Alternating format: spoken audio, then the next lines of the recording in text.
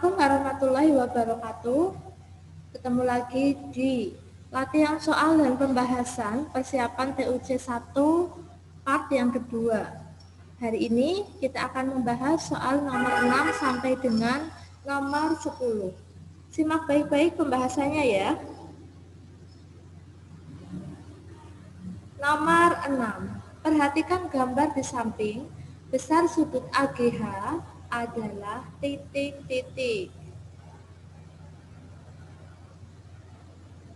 Ya, perhatikan di sini.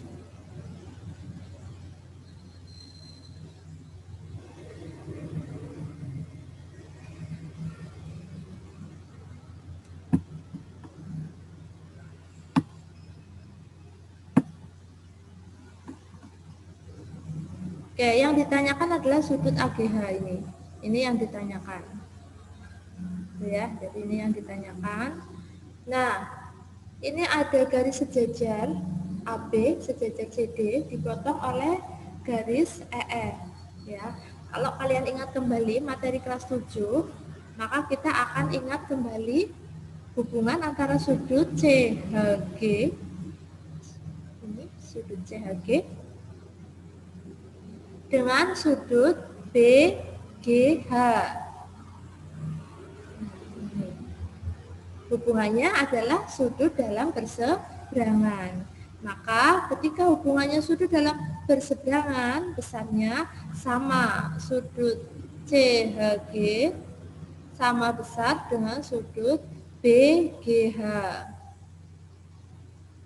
Karena di sini sudut dalam berseberangan. Nah, sudut CHG besarnya adalah 5X.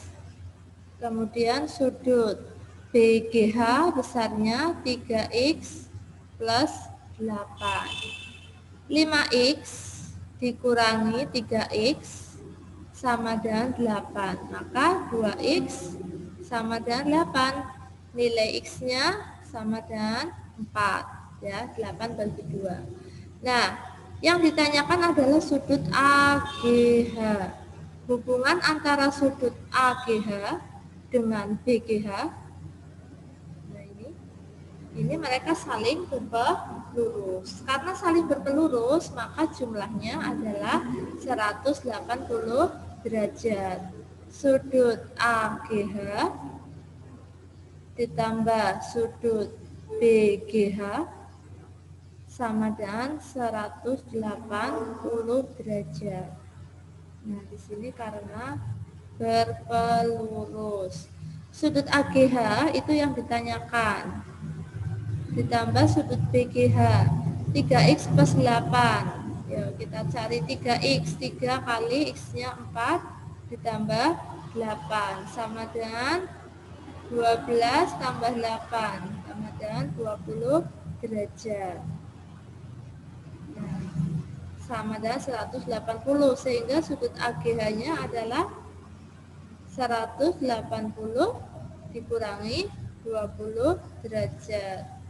Sudut AGH sama dengan 160 derajat. Maka jawabannya di sini ya, di gitu ya.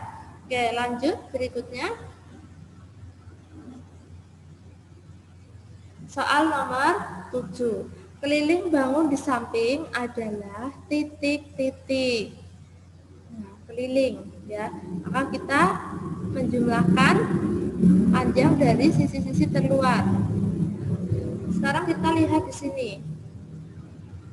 Kita lihat di sini. Misalkan di sini ada A ya, ini titik A.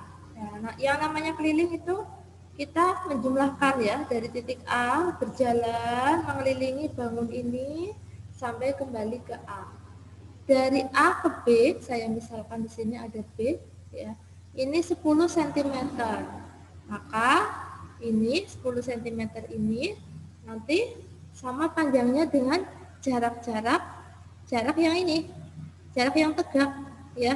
Dari sini ke sini ditambah dari sini ke sini, ditambah lagi itu juga 10 cm ya. Nah, ini saya tarik garis.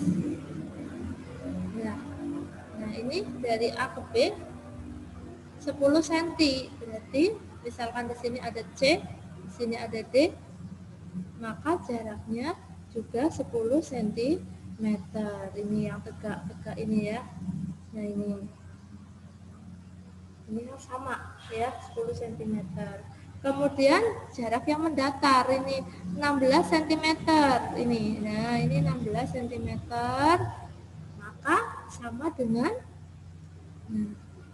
kalau kita lihat di sini ini jarak-jarak yang mendatar ya.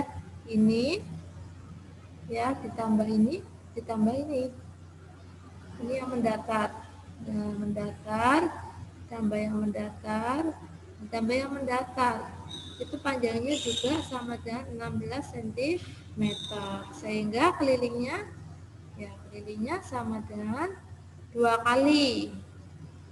Ini 10 cm-nya ada 2 ya. 2 kali 10 cm ditambah ini 16, ini juga 16, jadi 2 kali 16, maka sama dengan 20 ditambah 32, sehingga jawabannya 52 cm. Maka jawabannya yang D. Itu ya, bisa dipahami ya. Yuk kita lanjut. Nomor 8. Sebuah taman berbentuk persegi panjang dengan ukuran panjang 20 meter dan lebar 10 meter. Di sekeliling taman akan dibuat jalan selebar 1 meter. Luas jalan adalah titik-titik meter persegi. Nah, kalau ada soal berbentuk soal cerita yang berkaitan dengan bangun datar atau bangun ruang, maka cara yang paling mudah adalah kita harus menggambarnya terlebih dahulu supaya ada gambaran ya. Jadi ini ada taman.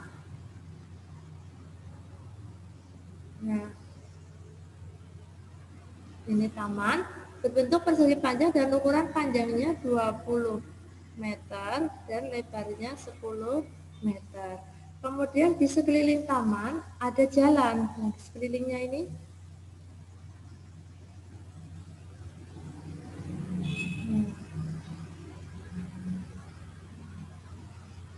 ada jalan lebarnya semeter, 1 meter. Nah, ini juga 1 meter, 1 meter, ini 1 meter. Nah, maka panjang taman sama jalannya ini 20 ditambah semeter ditambah semeter, 22 meter. Kemudian lebarnya yang bagian luar ini 10 meter tambah 1 meter tambah 1 meter sama dengan 12 meter. Sehingga untuk mencari luas jalan itu diperoleh dari luas persegi panjang yang luar ya, ini 22 kali 12 dikurangi dengan luas persegi panjang yang bagian dalam ya, luas tamannya tadi 20 kali 10. Ya, 22 dikalikan dengan 12 berapa? 22 kali 12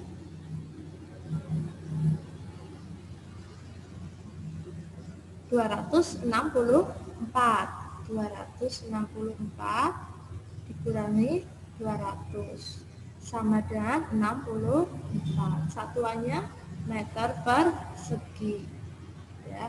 Maka jawabannya yang paling tepat adalah yang D. Gampang ya soal ini ya, mungkin di SD juga sudah pernah, tinggal diingat kembali. Yuk kita lanjutkan untuk soal nomor berikutnya. Nomor 9. Soal nomor 9. Diketahui barisan bilangan 2, 5, 8, 11. Bilangan yang ke-100 adalah titik-titik. Ya. Itu pada soal ada barisan bilangan ya, materi kelas 8. 2, 5, 8, 11. Itu barisan bilangannya. Nah, kita lihat di sini dari 2 ke 5, maka di sini ditambah dengan 3. Dari 5 ke 8 tambah 3, dari 8 ke 11 juga ditambah dengan 3. Maka ini bedanya tetap ya, maka ini disebut dengan barisan aritmatika. Nah, bedanya di sini adalah 3 ya. Ini nilai bedanya itu 3. Kemudian kalau kita lihat di sini suku pertamanya ini nilainya adalah 2 ya. A itu suku pertamanya. Nah, kalian ingat kembali kalau mencari suku ke N pada barisan aritmatika, maka rumusnya adalah UN sama dengan A plus N min 1 kali B ya, atau biasanya saya singkat di sini A plus N min 1 kali B. Yang ditanyakan adalah bilangan yang ke 100. Nah, yang ke 100 berarti nilai N-nya 100. U 100 sama dengan A-nya adalah 2 ditambah N-nya 100 dikurangi 1 kali B. Bedanya adalah 3. Sehingga di sini 2 ditambah 99 kali 3 sama dengan 2 ditambah 99 kali 3. Ini dapat 7. 27 tambah 2 29. 297 ditambah dengan 299. Sehingga jawabannya yang D. Itu mudah ya. Nah, ini jangan lupa rumus UN A plus N min 1 kali B, ini jangan sampai lupa ya, diingat-ingat terus gitu ya. Ya, next kita lanjut soal berikutnya. Nomor 10. Dari himpunan pasangan berurutan berikut ya, ini ada himpunan pasangan berurutan yang merupakan fungsi atau pemetaan adalah titik-titik. Nah, kalian ingat lagi ya yang namanya fungsi atau pemetaan. Ya. Fungsi atau pemetaan ya di sini. Nah, pengertian dari fungsi atau pemetaan itu adalah setiap anggota himpunan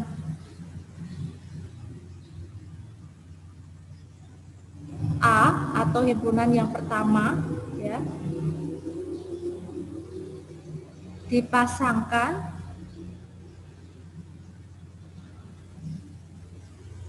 tepat satu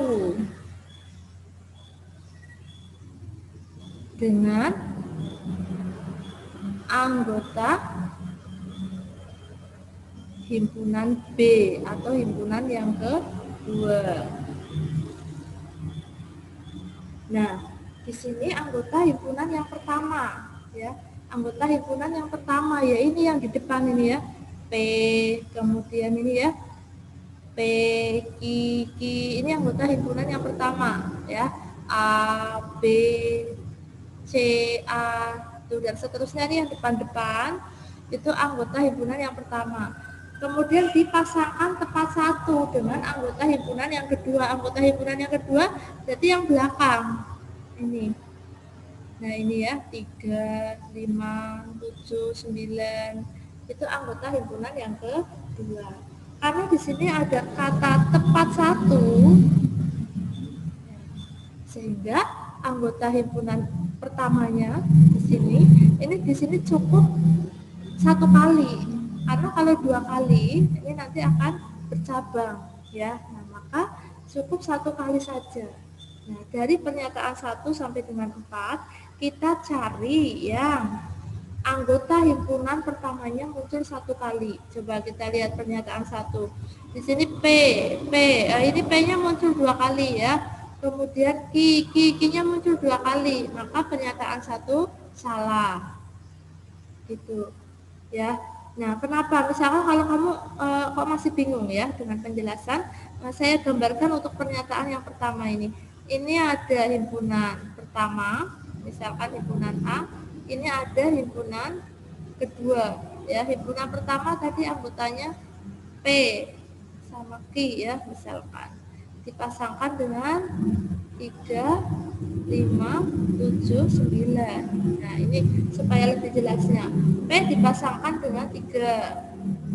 P dipasangkan dengan 5. Nah, P-nya jadi bercabang. Maka tidak sesuai dia dengan ketentuan ini, tepat satu ya di sininya nggak boleh bercabang. Kita coba lagi Q-nya dengan 7. Nah, ini Q-nya dengan 7. Kemudian Q-nya dengan 9. Ini juga bercabang ya. Maka ini salah gitu. Maka yang kita cari adalah anggota himpunan yang pertama, yang bagian depan-depan ini, mereka hanya muncul satu kali. Kalau yang pernyataan kedua ini A, B, C, A, ada lagi. Ya, di sini ada A, ini ada A, muncul 2 kali. Kita tidak usah memperhatikan yang belakang. Yang belakang mau muncul beberapa kali boleh, karena ini pemetaan atau fungsi. Jadi kita hanya lihat yang depan-depan saja ini ya, yang dilihat.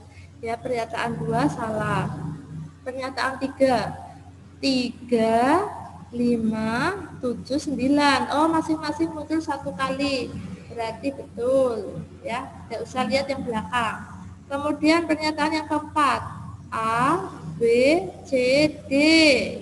Masing-masing muncul satu kali. Berarti betul.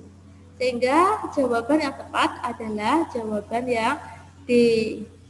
Ya, pernyataan 3 dan 4. Oke, saya rasa cukup untuk pembahasan nomor 6 sampai dengan 10. Mudah-mudahan bisa bermanfaat. Wassalamualaikum warahmatullahi wabarakatuh.